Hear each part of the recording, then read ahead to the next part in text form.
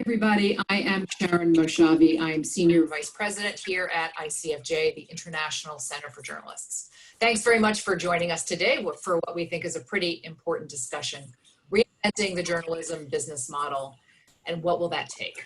As we all know, the financial outlook for many news organizations is just advertising is declining, and though people are consuming more news, audiences remain reluctant to pay for it. And the pandemic, as we've all seen, has only exacerbated these trends and dimmed the brightest of the new revenue sources, which were live events. So I think it's no exaggeration to say that journalism is facing an existential crisis. The question is, what do we do about it? How do we make journalism not only viable in the short term, but sustainable in the long term?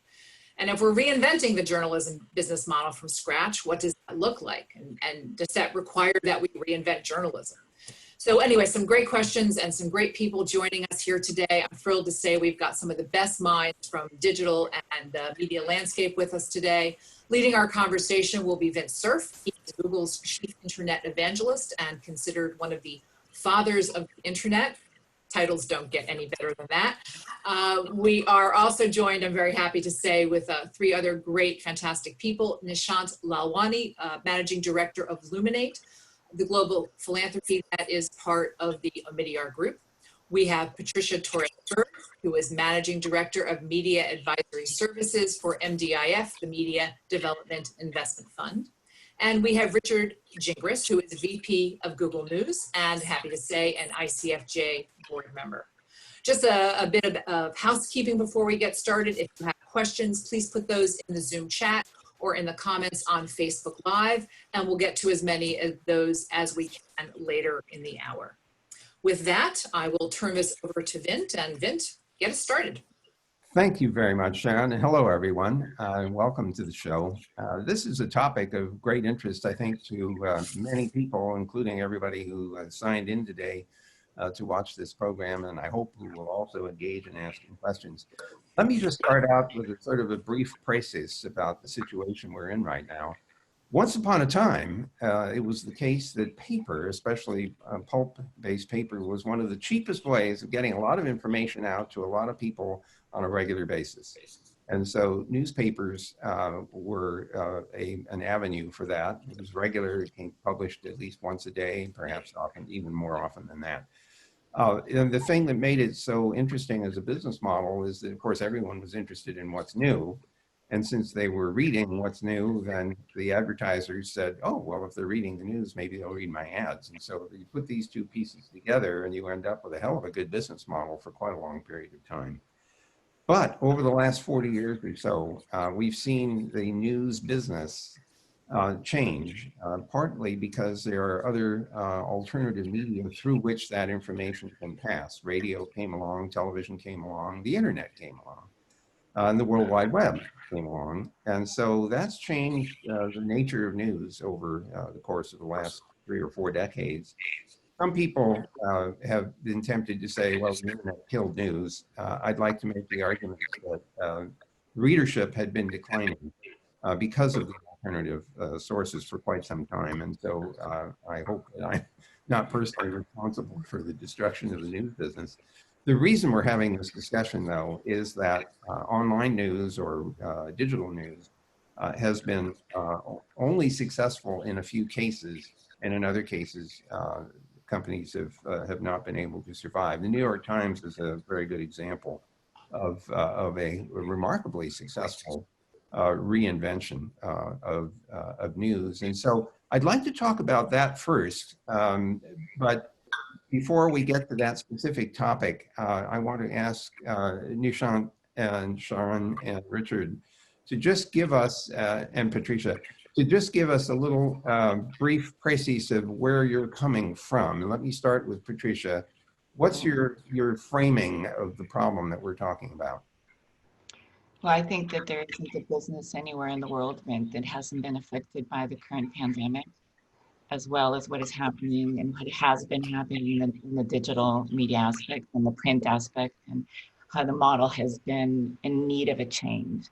And perhaps I may say that this crisis has just focused all of us that it has to change.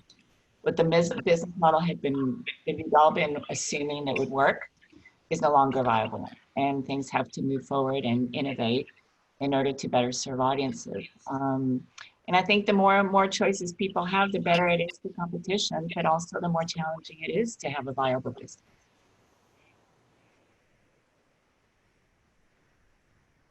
Sorry, thank you. I had to unmute my microphone. Nishant, would you like to offer your perspective on this? And thank you, Patricia. For everybody who's on the call here, please mute your microphones when you're not speaking. I'm hearing a little bit of feedback. Yeah, thanks, Vint. Luminate is a philanthropic organization, and among other things, we fund independent media outlets in about 20 countries in the world. And so my perspective on this problem is really from having seen media outlets, news, investigative journalism, lifestyle media, many other media outlets really struggle over the last few years and over the 10 years that we've been funding media. So I'm going to, as far as possible, try and wear the hat of the struggling South African or Burmese or Brazilian media outlets that are in our portfolio.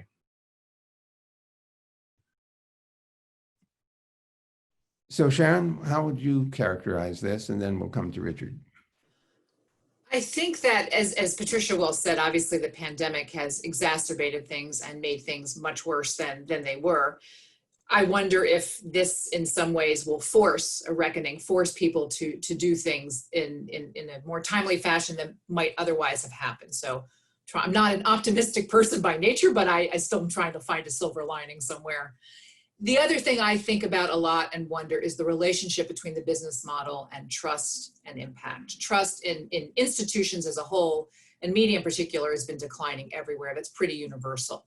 And all of the talk of business models and trying to get people to pay for content and what will do it, to me, if there is no trust, that is not something I'm going to want to pay for. So I think looking at business models in the intersection of trust and also impact, what impact is journalism having on a community, whether it's a small local community or something bigger, I think are incredibly important issues that we need to look at in parallel.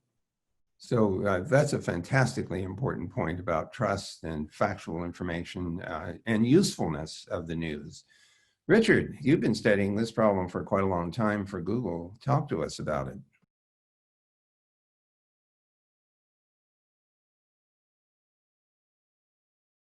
Richard, we can't hear you. Indeed. Thank you. As with many things, if we're going to reinvent the future of news, I think it's important to understand the past. If you look at, for instance, an American newspaper in 1985, it was, in fact, the internet of their community. Yes, you went to it for local news, but you also went to it for a host of other information, much of it mundane. Where were the movies playing? How about the sports scores or the stock quotes, or maybe fashion information from the style section, so on and so forth. But then, as you point out, the internet happened. And the real key shift here, we think about revenue decline, but what precipitated the revenue decline is that people had other places to go for that information and went there. I'm a huge sports fan. I don't go to the local newspaper for sports information anymore. Classifieds, which was 30% of the newspaper business, moved to online marketplaces. It's not even advertising anymore. Department stores, which was the second largest category, are shadows of their former selves. And similarly for supermarkets and auto dealers, marketing behaviors have changed. So yes, the very, very rich advertising model that was the case in the modern era of newspapering is gone, and it won't be coming back. It's not to say that advertising won't be a component, but it'll be a small component. What we are seeing, of course, is a much, much more significant shift towards reader revenue, subscriptions, memberships, of the like. And we are seeing success there. Whereas I think there's an inevitable likelihood of failure of the major newspaper chains because the businesses were so big, they're public companies, their focus was on the advertising side of the business. We are seeing successful small businesses, both for profit in the news arena and in the nonprofit arena. And we've worked with many of those over the last several years doing experiments to understand these models and see how they can replicate. And pleased to talk more about that over the course of the hour. I have to keep reminding myself about, does anybody remember early days of television when it didn't always work and it was always live and they always had this thing saying technical difficulties, please be patient. So as we swap back and forth between muted and unmuted, please be patient. I started out asking about the New York Times. I was going to make an observation about my personal experience with it. I was not ever a subscriber in the past because it showed up in the office, and so I didn't pay much attention. But then after it became more an online phenomenon, I found myself getting on the distribution lists. And so I would see in my email a list of articles to read. And then as I would read them over the course of a month, I would get to the point where it said, you've run out of the free news and you need to subscribe. And it didn't take very long for me to realize that I wanted to read the stories that the New York Times was publishing. And I did ultimately subscribe. And then my wife announced that she didn't want any more dead trees in the house. And so we ended up subscribing to all of the newspaper sources that we read. So we have the LA Times, we have the New York Times, the Wall Street Journal, and the Washington Post are all subscription entities now. One question I have is whether there's anything special about what the New York Times did that made it achieve subscriber success, which is what I believe is the key to its current condition.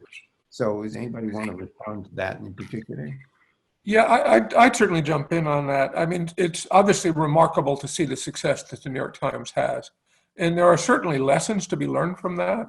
But it's also important to recognize their uniqueness in the sense that it's clearly a great product, but it's also a national product with a national audience.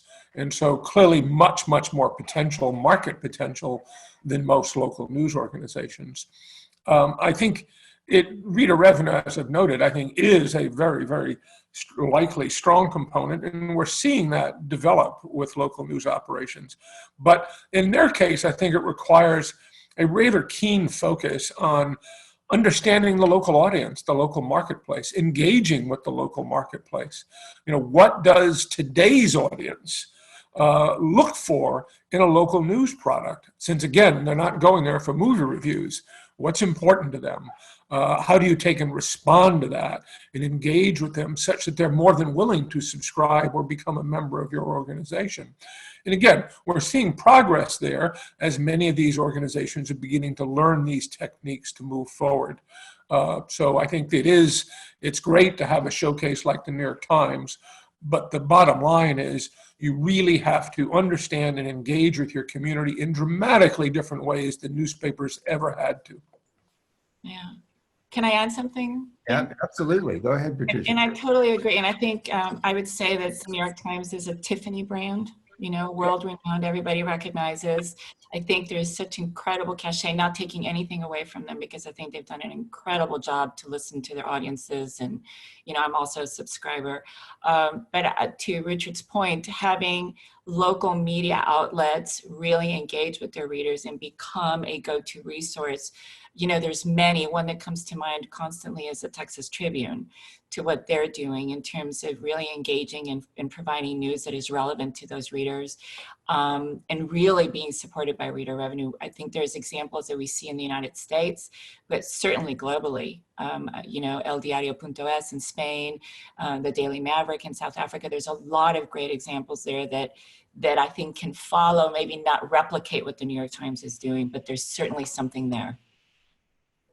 Nishant, anything to add? Yeah, I mean, great points made by the other panelists. I would just say that one of the reasons why I think the New York Times is so important in the example it sets is because it's essentially a general interest newspaper. And it's one of the few that are profitable, albeit not even at a national. I would argue, Richard, that it's an international scale, really, because people are subscribing to it all over the world.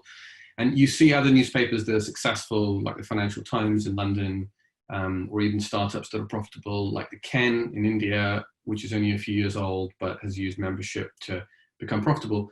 And they're kind of very much news you can use, their business and financial outlets. And so to see the New York Times or even the Guardian in London, very, very different model of donations, but something that's managed to get to break even through reader revenue in a different fashion is really, really important, because although the scale is not attainable for most outlets, it shows that you can do that beyond the specialist financial and other news platforms. So, right. Go ahead, Sharon. I was just going to raise a question to me that comes out of this, which is about sort of niche publishing or speaking to your audience, and also the counter to that, which is a bit of the siloization of media, the personalization of media. And as much as we are listening to our audiences, which is incredibly important, and providing news that people want, I do wonder about the counter. That is there also the danger, and where do you draw that line, that that siloization, that I'm getting news for me that is relevant to me, creates more echo chambers, more polarization, and so that what may be good for the business model of journalism isn't ultimately good for democracy and bigger issues. So I just wanted to throw that into the mix. Well, let's talk a little bit about that, because journalism is a very important word in my vocabulary anyway, and I think it implies certain things. It implies an attempt to tell a whole story, an attempt to get multiple sides visibly and accurately portrayed. It distinguishes opinion from fact. And yet what I feel is that what I see in at least a lot of the online news is a mixing of opinion and fact, and in fact, a blurring of those two, the editorial pages somehow blurring into what should be factual. And I even see advertising that looks like news reporting, and teeny weeny little print that says advertise. And I think there's even a term for this, native something or other. Richard probably has the vocabulary. But I worry about the trust part being eroded by the fact that we don't quite know what we should believe and how we should evaluate what we're reading. Is there anything we can do about that? I think it is an enormously important challenge that you point out, both the declining trust in media, the need, I think, for all of us to rethink how journalism is performed and presented. We do see far more partisan outlets than we've seen in the past. That's unfortunate. I don't think that does anything to bring us together. The point about opinion content is an interesting one, because this too is something that we've analyzed. If you look at the makeup of a newspaper in 1985, it was roughly 80% soft content, sports and fashion and so on. Only about 20% of it was hard news. And 1 percentage point of that was the opinion page and the op-ed page. But you look at today's publications, and clearly they're focusing less on the soft content because that's available on other sites. But opinion is cheap, and there's limitless capacity to an online publication. And so if you look at even our best publications, look at the Washington Post, the percentage of opinion content to hard news content is massively different, massively different. And, it's understandable as much as it is a challenge. I asked Marty Baron at a dinner one night, I said, given your desire to provide fact-based information to your readers, to your citizens, why so much opinion content? And his answer was quite honest. He said, well, first of all, the opinion content doesn't report to me, which is true. And the second, he says, it's enormously popular, right? Now, that's a fine rationale, but I do think if we're going to evolve the role of journalism in our societies, which I define as how do we give citizens the information they need to be informed citizens, I do think we need a significant rethinking of what a news outlet is, of how journalism is performed and presented. To regain the credibility of users. It's important that journalism not tell people what to think, but guide them how to think with the information they need. This is a significant issue. And I think some have made progress around the world, but it's in addition to this, obviously here we are struggling with business models and also saying, well, you also have to rethink the basics of what we do. However challenging that is, I think it's absolutely crucial that it be done. This is remarkably well encapsulated, Richard. I think the idea is that I should be reading not I should be reading what I need to know, as opposed to what I want to hear. Mm-hmm. And I don't know whether we're all disciplined enough to make ourselves do that. Nishant, it looks like you've unmuted to say something. Yeah, I mean, so I agree with Richard in principle, but I'm not sure that works practically. So, in an age where, the barriers to publishing information are basically the lowest in our human history, the idea of serendipitously reading an article that, is there to educate you rather than to entertain you or to fit into your value system, the probability of that becomes much, much lower, because you will see confirmation bias in all of the things you read. And of course, if you pay for outlets, then perhaps as part of that sunk cost, you might then come across some news that surprises you, educates you, informs you beyond what you know. But there's a huge risk for confirmation bias. And so I think that alongside, looking to objectivity in journalism, I think we should acknowledge that objectivity isn't fully feasible, right? Ultimately, journalists are humans, and all humans are biased. And of course, editors, the brand of the news outlet, should correct certainly for factual inaccuracies, and for kind of unhelpful bias. But I think we also have to think about transparency as being a key tool in building the trust that Sharon was talking about earlier. So if you look, for example, at the great work that the Markup are doing, they publish for every story a piece explaining how they got to the conclusions which they published. The Correspondent were focused on membership journalism.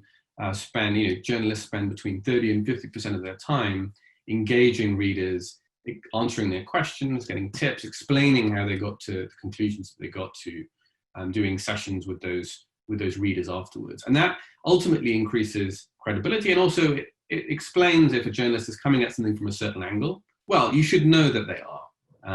And in certain cases, you should ask them not to, or you can challenge them. But then that transparent approach means that their bias is hopefully on the table rather than either behind, hidden or malicious. Sharon. Speaking of biases, there are biases that are not just journalists. Algorithms have biases, as we know.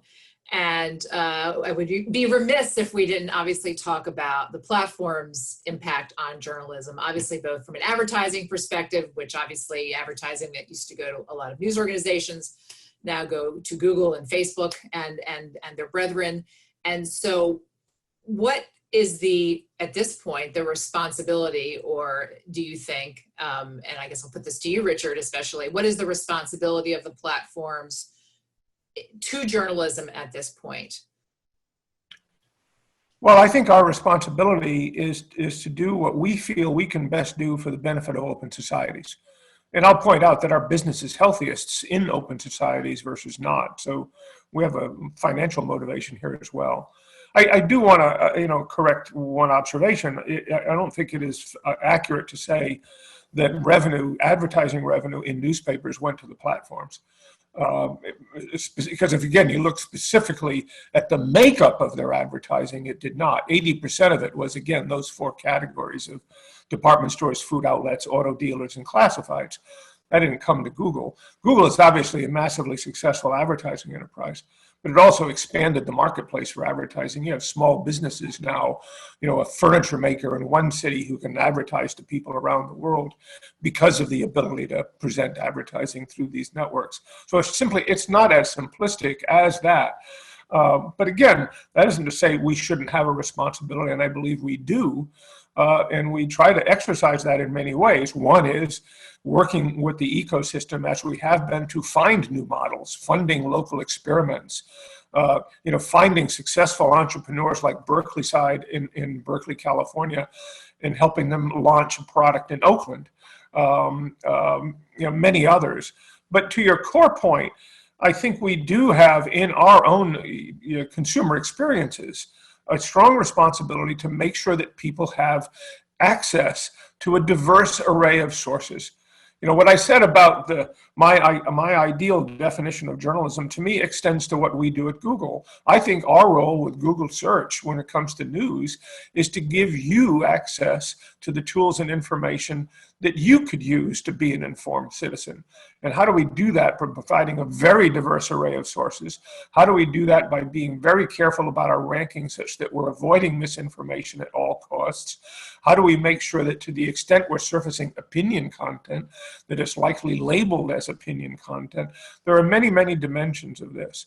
We've also helped found something called the Trust Project, which was encouraging transparency, to Nishant's point, encouraging transparency in news such that people have a better idea of where this information is coming from. What's the nature of the site? Who owns it? Who's that writer? What's his or her background? I agree with Nishant as well. For instance, there's no such thing as pure objectivity. We all bring our biases to the table, but that does not mean we can't adopt structures that really help us perform in an admirable, unbiased way, even though we do indeed have our own personal biases. But obviously there's a ton to discuss there, but just a few points in response. So I can see Patricia nodding her head.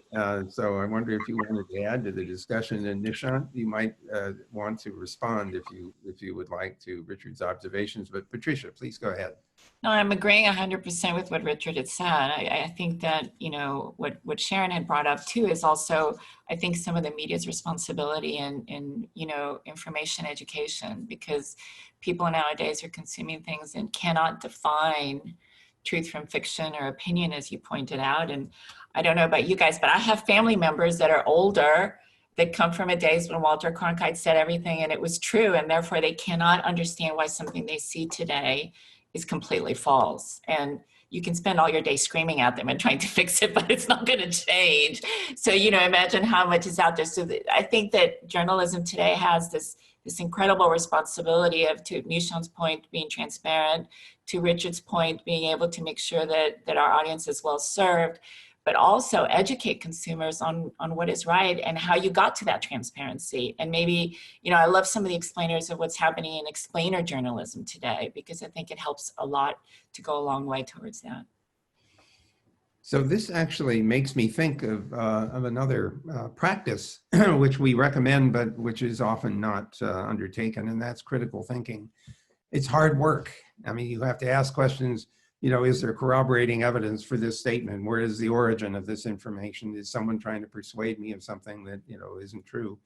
That takes a fair amount of work. And so this idea that the journalist undertakes to explain what the issues are and how that journalist is thinking about it, or how we might think about it, sounds very attractive. It almost makes me wonder whether we should parse this in some way. In other words, you might have sources of information, and then you might independently have analytic responses to that that are not necessarily tied together in some common business, so that they're not tangled up in a business model that inhibits one or the other from doing the right thing.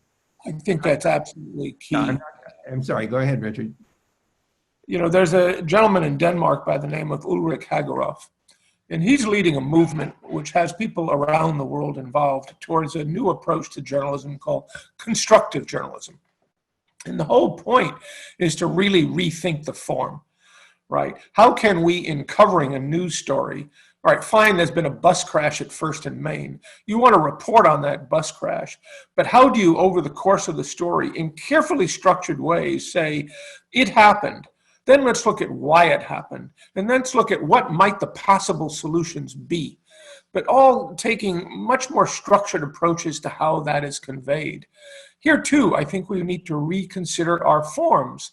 I see too much news coverage that starts off with an anecdotal lead that doesn't really give you a crisp overall sense of what the story is. It does it through the filter of, say, a single example, which often isn't good enough.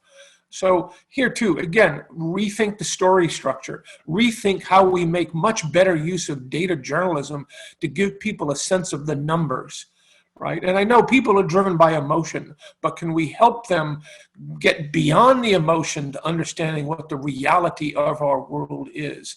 There's a ton of work to do here, but there are some brilliant people around the world who are looking to approach it. It's just going to take quite a bit of time for us to get there, and I hope we do. So there's an issue that I just caught my eye in the chat room, and it has to do with velocity and the rapidity with which information is posted. I'm always amused to see an announcement pop up with the Washington Post and the New York Times are always in a race to get an email into my inbox about some event that has just occurred. The question, of course, is speed helpful or not? And this sort of more analytic approach that Richard was describing sounds like it would offer better quality content.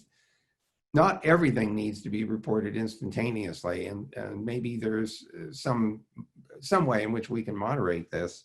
I also wanted to ask about a related question. The purpose of news as it has evolved, at least up until this point, has tended to be to inform. But I wonder whether we could go further and have the sources of news also help us take advantage of the news. What should I do about it? What Richard is just describing is something like that. There's a bus crash, but what can we do about that? How do we reduce those kinds of things from happening?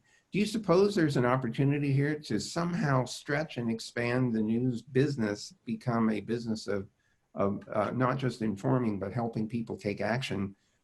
So I see Patricia has got her hand up.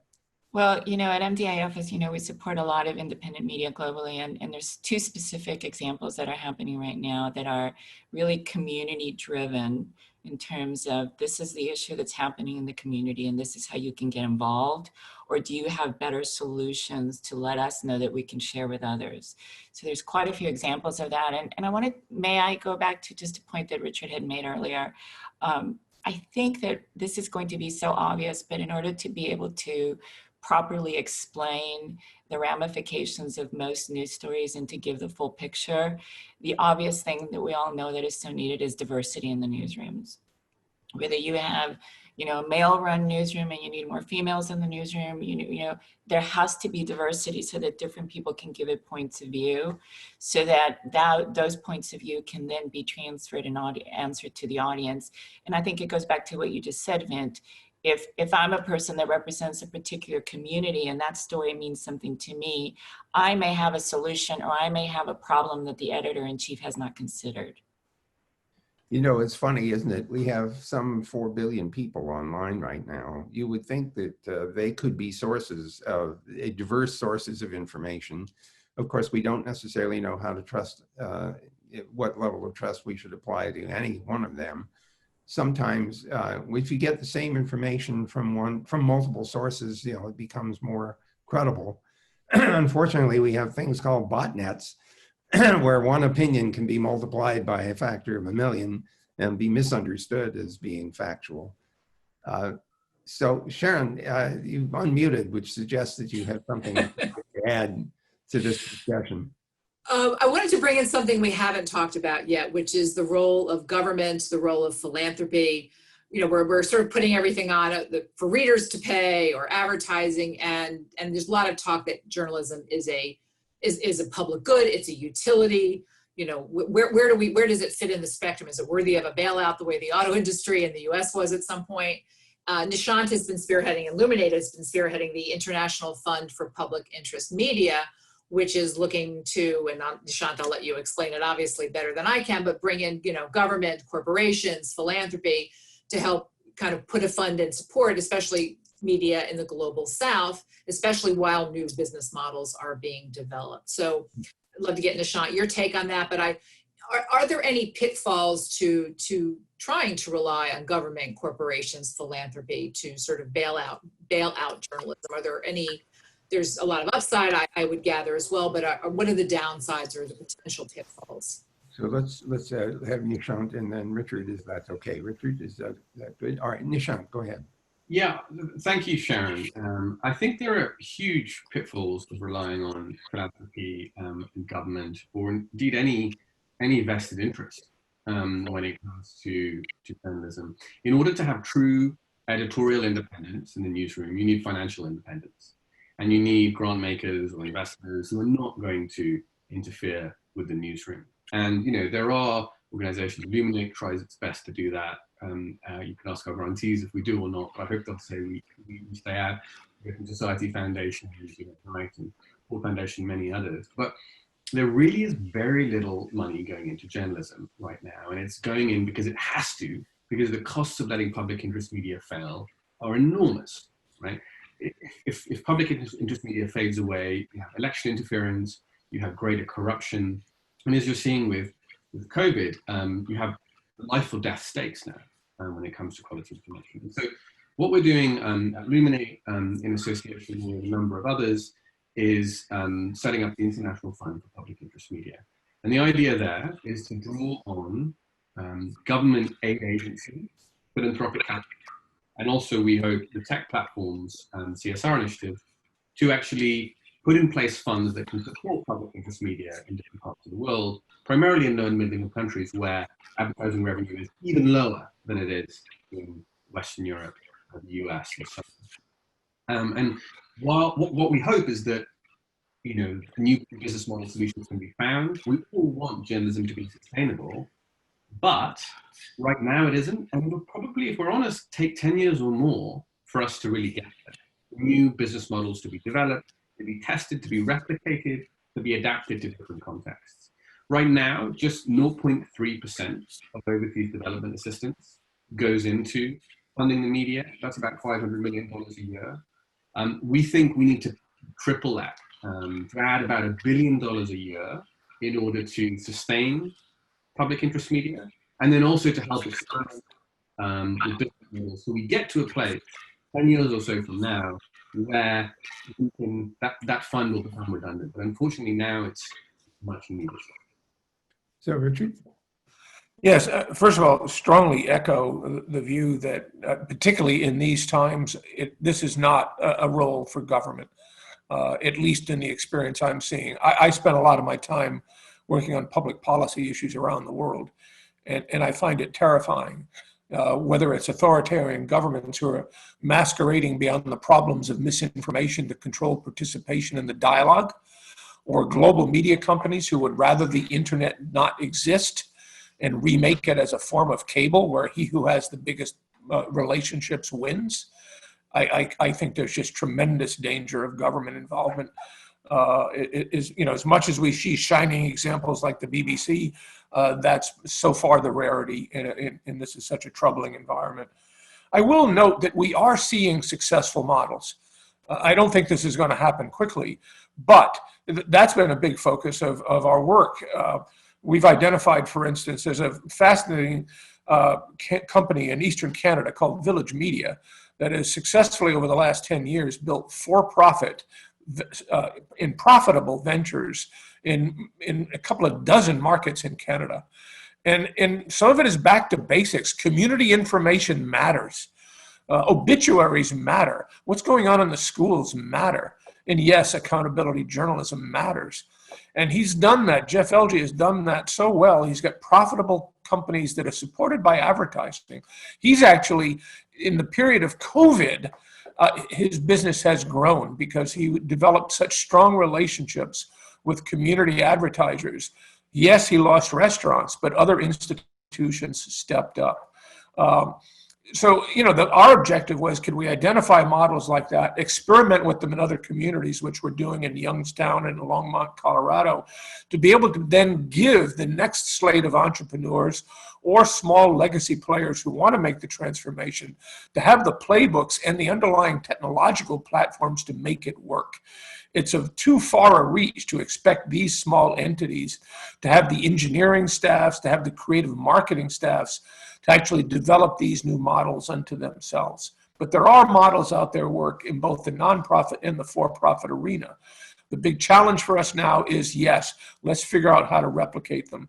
Can philanthropy be more involved? I think that would be fabulous, though I also agree that, that quality independent journalism, independence matters. And you do not want to be over-reliant on any single source of financial support. So just a couple of thoughts about the online environment versus the former print environment. One of them is that in the print world, you are limited by space typically. And in the television world, you're limited by, and radio, you're limited by time. And on the internet, you're limited by neither one. The other interesting thing about the online medium is that it's easy to create regional or local instances of things because you don't have to print separate papers and assemble them for delivery in different places. So in theory, the underlying mechanics ought to favor our ability to tailor information to local outlets and to gather information of local utility so people can, get information they can do something with, they can take actions with. So I'm hopeful in a way.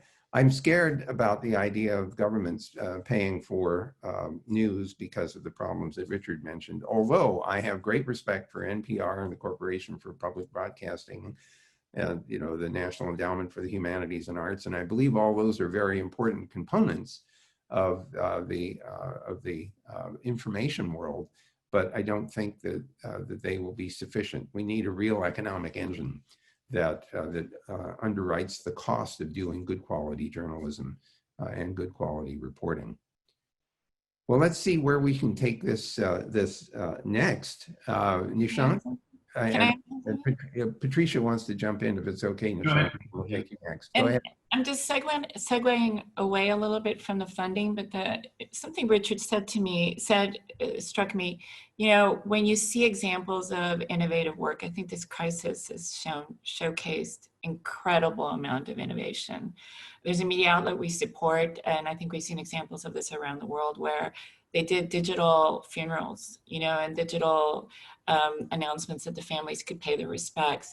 We're seeing all types of really neat ways of supporting small, medium enterprises that, to your point, Richard, you can't take the exact recipe that worked in Canada and maybe apply it to South Africa or Latin America, but there are certain ingredients in there that exactly what we're doing right now is part of the solution, is having a conversation, inviting the people that are asking incredibly great questions, learning from them, and making sure that if something worked in Canada, that idea gets shared around to everybody else because there is solution journalism that is happening. There's great examples that people are doing.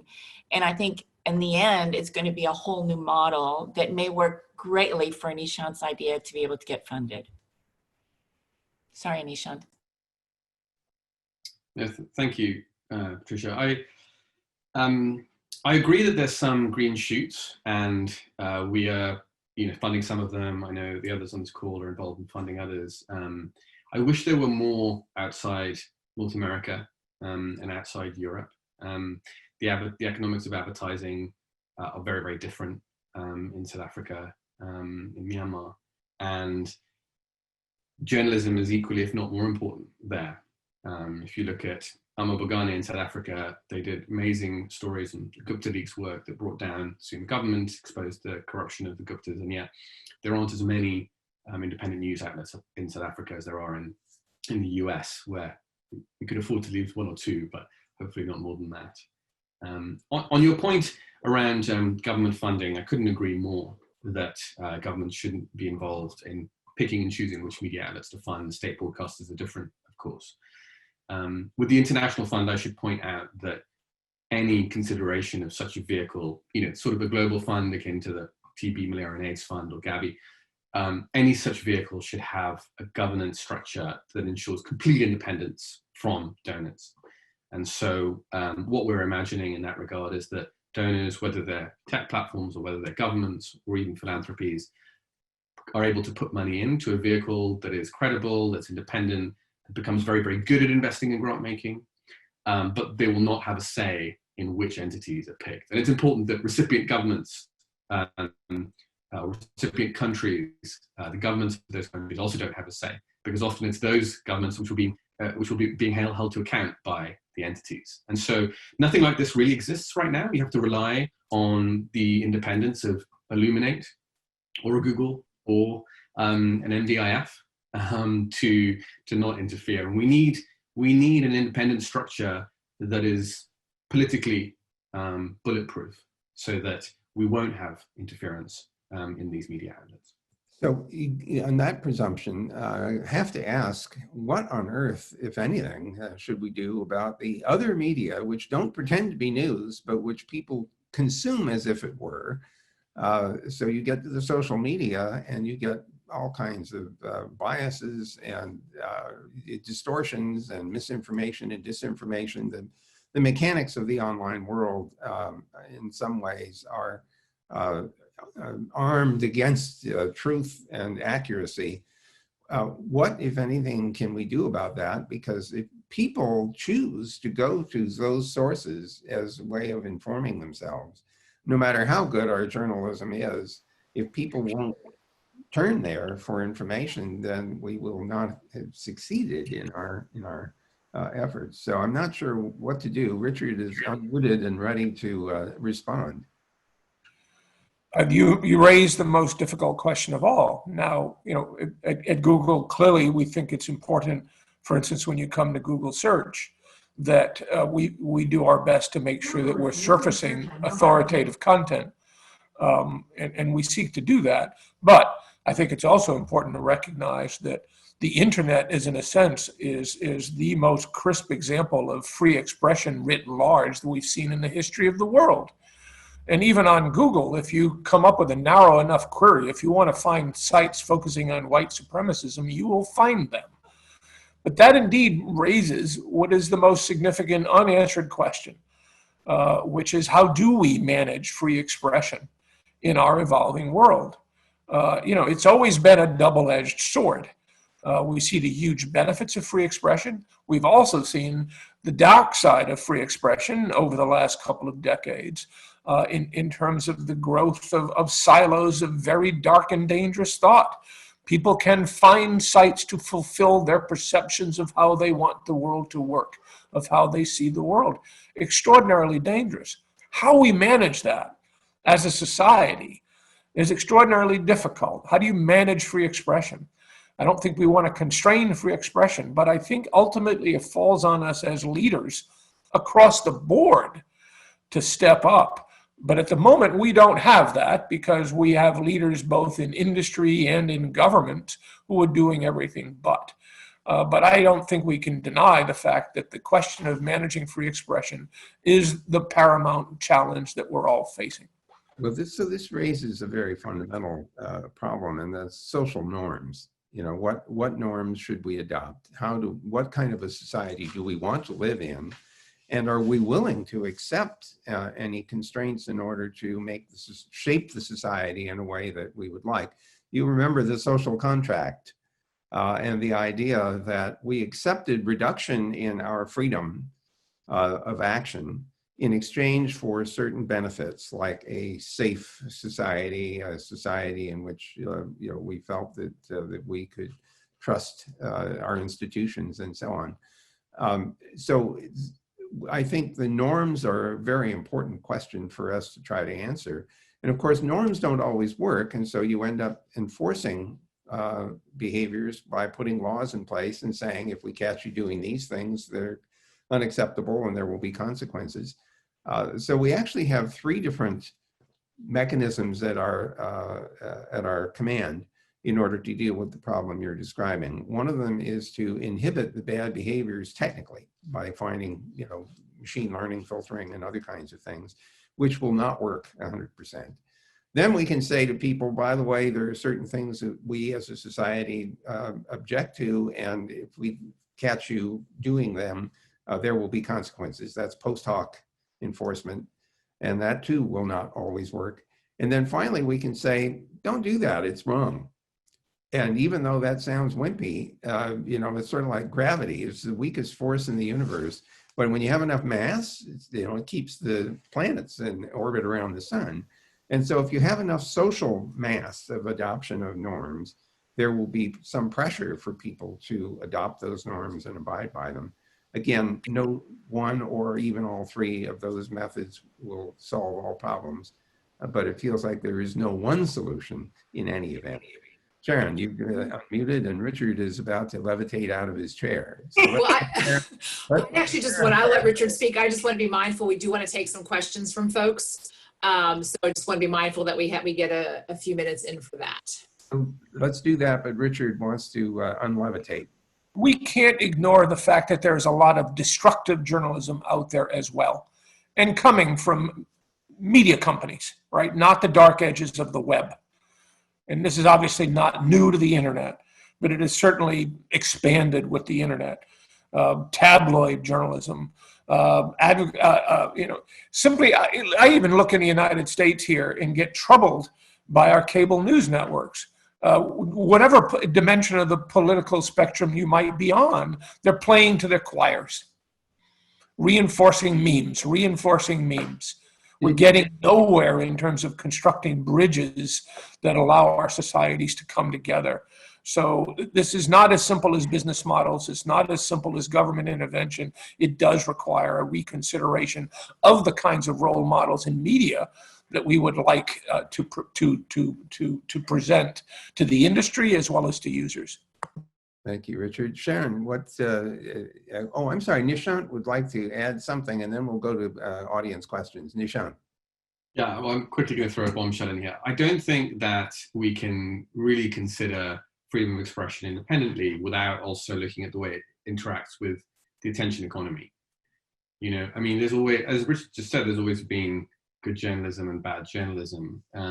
But, you know, if rage and high emotion is what drives sharing behavior, and if that sharing behavior then amplifies those emotions through social media, through newsfeed algorithms, then it becomes very, very difficult to enforce anything.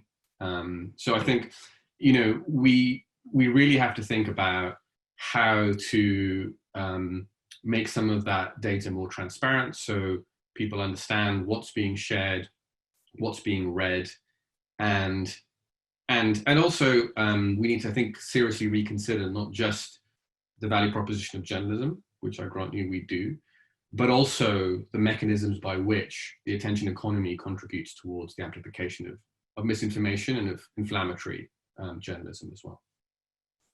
So Sharon, what do you have from our... We've got lots of questions and comments. One I'm going to start with feeds into what Nishant was saying, a little bit about the attention economy.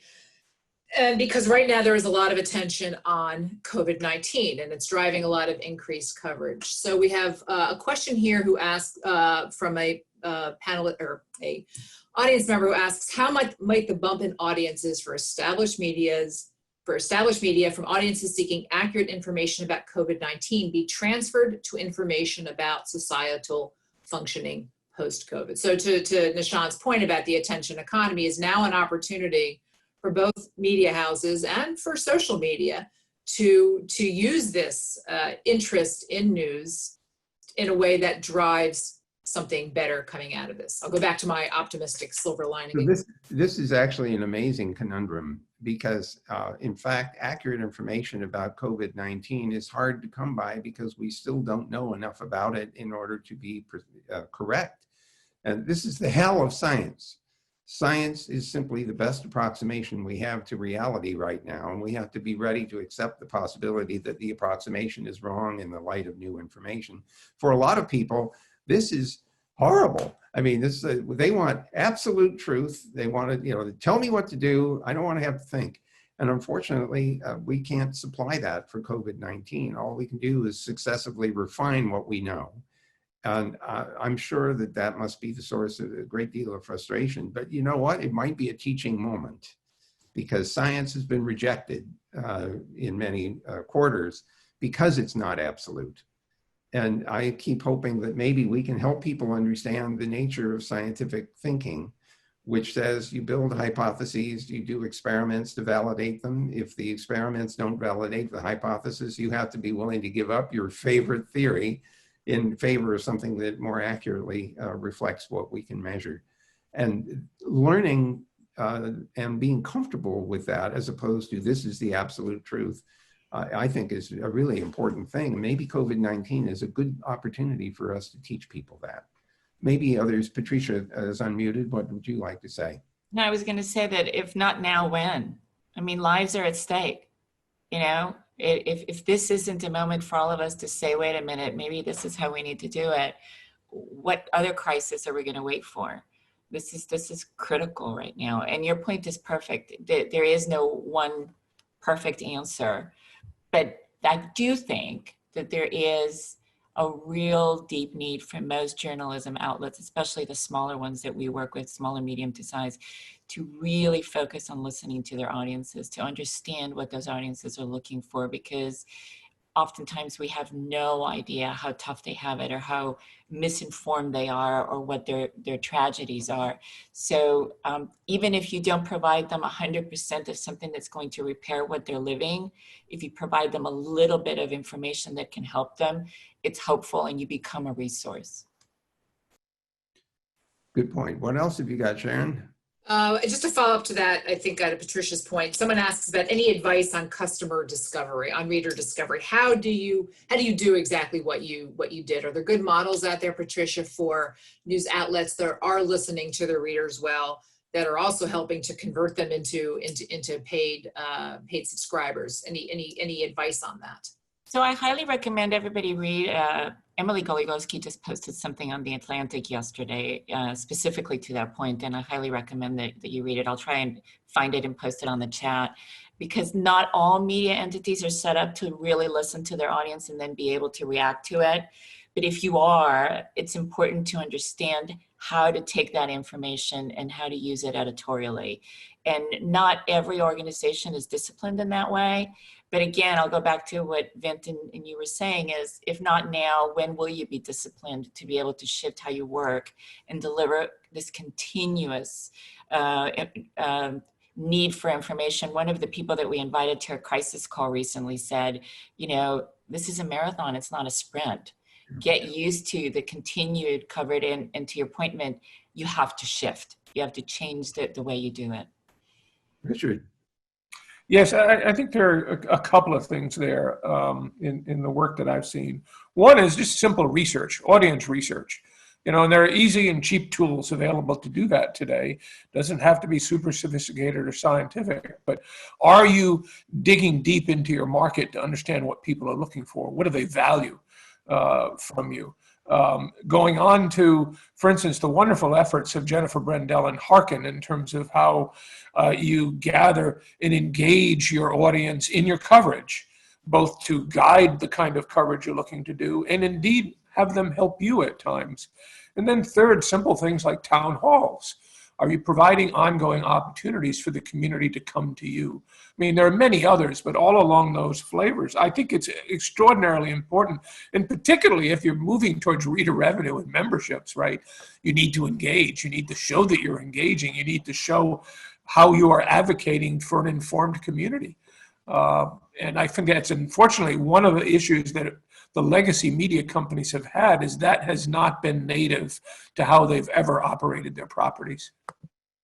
So we are running close to out of time. We have 2 minutes left. So yeah, I'm going to throw out one more question. And this is a question, actually, we've had a really great global audience here. And it's a question in some form that's seen from somebody from Latin America, from Africa, from India, basically asking about sort of corporate ownership and corporate media. Obviously, we have large corporations all across the world who own big legacy media houses.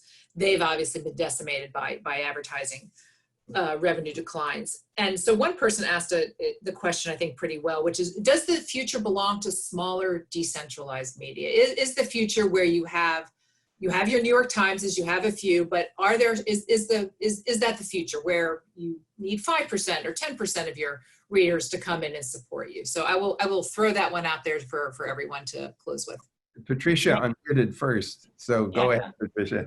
So I've said this before, and I think that smaller media organizations are more agile and better able to pivot than the monsters that they compete against. And that ability to pivot and be flexible and listen to those audiences and shift with audience habits is what's going to make them, in the end, more relevant become a true resource for news that people can use and that can really implement and make a difference in the communities they serve, as well as be able to defend that niche of that audience that they're making a difference in. So nothing against the New York Times. I just believe that in order to make a difference globally, we need the New York Times, but we also need the smaller local media that are covering, because if you're not aware of local impact and what's happening in your neighborhood or your city, you won't be able to be an active citizen and participate. All true. Well, we are flat out of time. But Sharon, I turn this back over to you. I thank. No, that's fine. I think we can go 1 minute over. Nishan had unmuted, so maybe let's let him say what he wants to say, and then we can close out. Go for it. I was gonna agree with Patricia, but say that we should be supporting any size of news organization that can support expensive investigative journalism stories. When we think about news, we often think about covering what's happening day to day, and we forget about OCCRP or ICIJ breaking massive stories that cost often, hundreds of thousands or more to fund. And we should make sure that power is held to account across borders in countries. Can be possible for small organizations to do that, but we shouldn't forget about the larger ones that have the funds to take those risks. I will share that the most reliable predictor of success in local news, either legacy or not, is local ownership.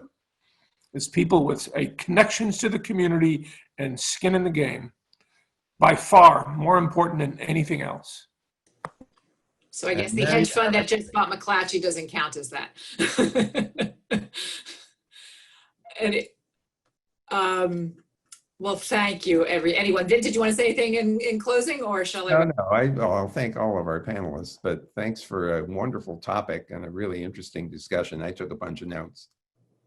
Excellent. And thank you for me as well. Thank you, Vint, Richard, Nishant, Patricia. Thank you so much for joining us today in this interesting time. I hope everyone is well adjacent, I think is the term people are using now. So thank you everyone as well for joining us. Please join us for more programming that we're trying to provide journalists and news organizations online during this pandemic. And we have our Global Health Crisis Reporting Initiative, which I urge journalists everywhere to join if they're not already part of. It's in multiple languages, so we're trying to serve journalists all across the globe.